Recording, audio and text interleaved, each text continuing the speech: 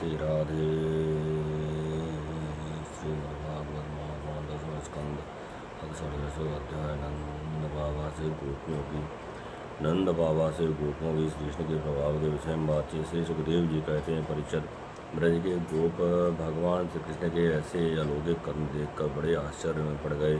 उन्होंने भगवान के अनंत शक्ति तो पता था नहीं, इकट्ठे होकर आपस में इस प्रकार कहने लगे, इस बालक के ये कर्म बड़े अलौकिक हैं, इसका हमारे जैसे गंवार ग्रामीणों में जन्म लेना तो इसके लिए बड़ी निंदा की बात है।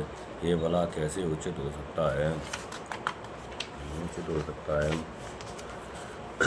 जैसे गजराज कोई कमल उखाड़कर उसे ऊपर उठा ले और धारण करे, वैसे इस नन्हे से 7 वर्ष के बालक ने एक ही हाथ से गिरिराज गोवर्धन को उखाड़ लिया और खेल खेल में 7 दिनों तक उठाए रखा। ये साधारण मनुष्यों के लिए भला कैसे संभव है? जब यह नन्हा सा बच्चा था तो उस समय बड़ी भयंकर राक्षसी पूतना आई और इसने आँख बंद किए ही उसका स्तन तो पिया ही, प्राण भी पी डाले। ठीक वैसे ही जैसे काल शरीर की आयु को निकल जाता है। जिस समय ये केवल 3 महीने का था और छकड़े के नीचे सोकर रो रहा था, उस समय रोते रोते उसने ऐसा पाँव उछाला कि उसकी ठोकर से वह बड़ा भारी छकड़ा उलट कर गिर गया, गिर ही पड़ा। उस समय तो ये 1 ही वर्ष का था जब दैत्य भवंडर के रूप में बड़े से बैठे बैठे आकाश में उड़ा ले गया था। तुम सब जानते हो कि इसने उस तड़ाव्रत दैत्य को गला घोंट कर मार डाला। उस दिन की बात तो सभी जानते हैं कि माखन चोरी करने यशोदा रानी से इसे उखर से बांध दिया था। ये घुटनों के बल बकैयाँ खींचते उन दोनों विशाल अर्जुन वृक्षों के बीच में निकल गया और उन्हें उखाड़ी डाला। जब ये ग्वाल और बलराम जी के साथ बछड़ों को चराने के लिए वन में गया हुआ था, उस समय इसको मार डालने के लिए एक दैत्य बगुले के रूप में आया और इसने दोनों हाथों से उसके दोनों ठोर पकड़कर उससे तिनके की तरह चीर डाला। जिस समय इसको मार डालने की इच्छा से एक दैत्य बछड़े के रूप में बछड़ों के झुंड में घुस गया था, उस समय इसने उस दैत्य को खेल में मार डाला और उसे कैथ के पेड़ों पर पटक कर उन पेड़ों को भी गिरा दिया। इसने बलराम जी के साथ मिलकर गधे के रूप में रहने वाले धनुकासुर और उसके भाई बंधुओं को भी मार डाला और पके हुए फलों से पूर्ण ताल वन को सबके लिए उपयोगी और मंगलमय बना दिया। इसी ने बलशाली बलराम जी के द्वारा कुल प्रलंभासुर को मरवा डाला तथा दानव नल से गौओं और बाल वालों को वार लिया। यमुना जल में रहने वाला कालिया नाग कितना विषैला था, किंतु इसने उसका अभिमान वर्धन कर उसे बलपूर्वक दहे से निकाल दिया और यमुना जी का जल सदा के लिए विष से रहित अमृतमय बना दिया। नंद जी, हम ये भी देखते हैं कि तुम्हारे सांवले बालक पर हम सभी व्यासियों का अनंत प्रेम है और इसका भी हम पर स्वाभाविक स्नेह है। क्या आप बतला सकते हैं कि इसका क्या कारण है? भला कहाँ तो ये 7 वर्ष का नन्हा सा बालक और कहाँ इतने बड़े गिरिराज को 7 दिनों तक उठाए रखना?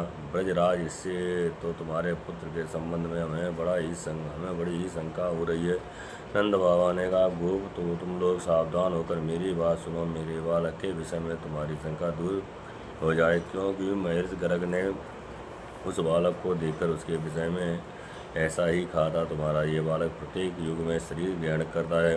विभिन्न युगों में इसने श्वेत, रक्त और पीत ये भिन्न भिन्न रंग स्वीकार किए हैं।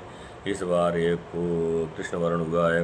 नंद जी, तुम्हारा पुत्र पहले कहीं वासुदेव के घर में भी पैदा हुआ था, इसलिए इस रहस्य को जानने वाले लोग इसका नाम श्रीमान वासुदेव है।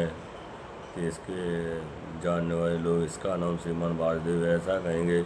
तुम्हारे पुत्र के गुण और कर्मों के रूप और भी बहुत से नाम हैं तथा बहुत से रूप हैं।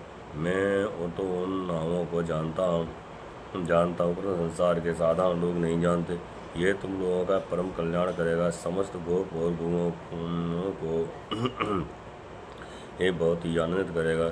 इसकी सहायता से तुम लोग बड़े बड़े विपत्तियों को बड़ी सुगमता से पार कर लोगे।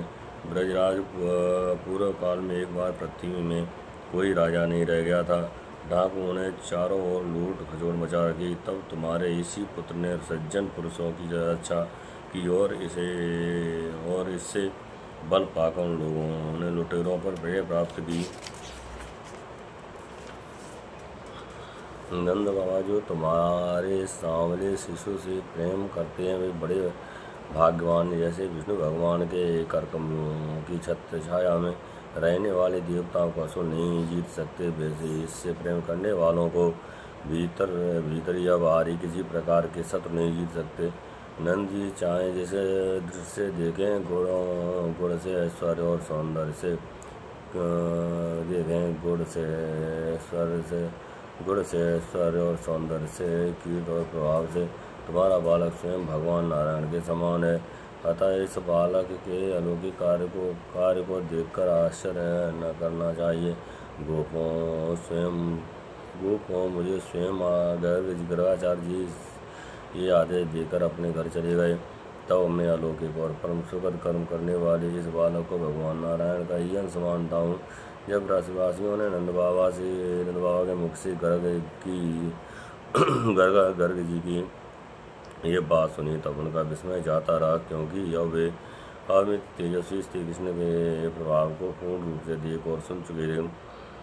आनंद में भरकर उन्होंने नंद बाबा और श्री कृष्ण की भूरी प्रशंसा की। जिस समय अपना यज्ञ भंग हो जाने के कारण इंद्र क्रोध के मारे आगूला हो गए थे और मूसलाधार वर्षा करने लगे थे, उस समय वज्रपात, ओलों की बौछार और प्रचंड आंधी से स्त्री, पशु तथा ग्वाले अत्यंत पीड़ित हो गए थे। अपनी शरण में रहने वाले ब्रजवासियों की ये दशा देखकर भगवान का हृदय करुणा से भर आया, परंतु फिर एक नई लीला करने के विचार से वे तुरंत ही मुस्कुराने लगे। जैसे कोई नन्हा सा निर्बल वाला खेल में ही बरसाती छत्ते का पुष्प उखाड़ ले, वैसे ही उन्होंने एक हाथ से गिरिराज गोवर्धन को उखाड़ कर धारण कर लिया और सारे ब्रज की रक्षा की। इंद्र का मरचूर करने वाले वे ही भगवान गोविंद हमारा पर प्रसन्न हो।